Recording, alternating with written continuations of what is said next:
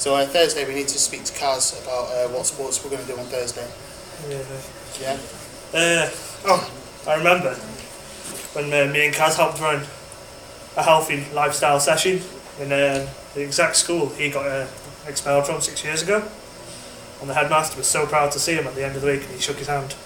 Well, as a volunteer for his brother, like, Carwyn's always been that type of person who's always like been expelled from school, naughty, and then he just felt that there's no future for him at all. And then as soon as that happened, he heard about volunteering, changed into a new person.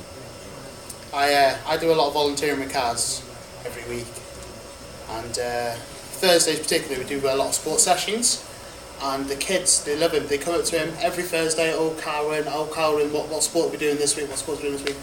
And I think he's just such a great role model for them kids, and he's such an amazing guy. I wish I could be in his shoes. That's it. I think that's it. He's such a great guy. He's a diamond of a girl. It's still filming, isn't it?